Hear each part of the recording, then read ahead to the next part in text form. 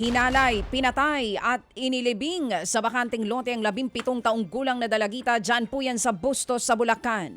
Walang saplot ang biktima, may sakal sa leeg, may sugat sa ulo at may mga saksak sa katawan ng matagpuan nito. Sa tulong po ng isang testigo, natukoy at inaresto ang isa sa mga suspect. Itinuro naman ng nasabing suspect ang 3 pang kasabwat, kabilang na po ang sariling ama ng biktima.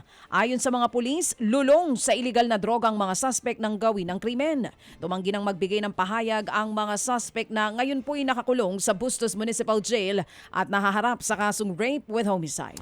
Arestado po naman ang isang Amerikano sa panggagahasa ng isang dalagita sa Biliran. Sa investigasyon, niyaya ng 55 anyos na suspect ang 3 menor de edad na namamasyal lamang o mamasyal sa Higatangan Island. Hindi niya raw po ito ipinaalam sa mga kaanak ng mga biktima. Nahuli po naman ng mga pulis ang suspect sa isla. Sa medical examination, nagpositibo po sa sexual activity ang isa sa mga dalagita. Napag-alamang kapitbahay ng mga biktima ang retiradong US Navy na suspect na meron pong asawang Pilipino. Naharap siya sa mga kaukulang kaso. Nasa pangangalaga ngayon ng mga social worker ang 3 menor de edad. 7 kadete naman ang kinasuhan at pinatalsik kaugnay po sa hazing sa higit 20 underclassmen noong April 3. Damay din po ang mga supervisor na pulis na bigo daw magampanan ang kanilang tungkulin. Nitong April 19, panibagong insidente ang nadiskubre sa loob po ng akademya. Nakitaan ng mga maliliit na pasasatalampakan ng 2 freshmen nang magsagawa po ng daily barracks at body inspection sa PNPA. Arestado na ang 2 second-year cadets na sangkot sa panibagong insidente. Dahil sa magkasunod na insidente, magpapatupad na po ng ilang pagbabago sa loob ng PNPA upang tuluyan ng matuldukan ng kultura ng hazing. Maglalagay na ng CCTV cameras sa loob at labas ng barracks, sa mga classroom at sa lahat ng mga pinagdadausan ng iba't ibang mga aktibidad na nasa 60 ektaryang kampo. Pagsusuotin na rin ang body camera sa mga tactical officers at supervisors na siyang nangangasiwa sa akademya. Ipagbabawal na rin ang muriatic acid at iba pang mga katulad na kemikal.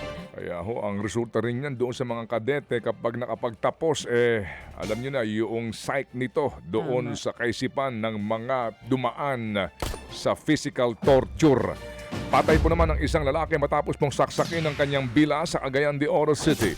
At ayon sa investigasyon, dati ho nang may alitan ng 2 pero nagkayayaan daw na mag-inuman para magkaayos. Pero muli silang nagtalo sa gitna po ng inuman hanggang sa humantong sa pananaksaka. Nag-ugat umano ang alitan ng 2 sa pambubuli sa suspect sa biktima. Nasa pangangalaga ngayon ng mga pulis ang suspect at nasampahan na ng kasong homicide. Nasunog naman po ang bahagi ng Sierra Madre sa Kalayaan sa Laguna. Sa drone video, makikita ang lawak ng apoy. Agad naman pong rumesponde ang mga bumbero. Naging pahirapan ang pag-apula sa sunog dahil matarik ang mga daanan pa Sierra Madre. Inabot ng nasa 12 oras bago naapula ang apoy. Inaalam pa rin ang sanhi ng sunog. Samantala po, may report tayong tinanggap na doon po sa Camarines Norte meron pong tambakan ng basura na nasusunog kaya po ang hangin doon ay apektado na. Mga kapatid, para sa iba pang mga balita at impormasyon, sundan niyo po kami sa X, Instagram, Facebook at syempre sa TikTok, True Network PH. Mag-subscribe din po kayo sa aming YouTube channel, True Network. May website din po tayo, truenetwork.ph. At pwede nyo rin po kaming mapanood sa Channel 19 ng aming True FM TV. Lagi pa rin makinig sa radyo dito po sa 105.9 True FM dahil dito, laging true sa'yo, kapatid. Ito tayo sa totoo, tunay at tapat.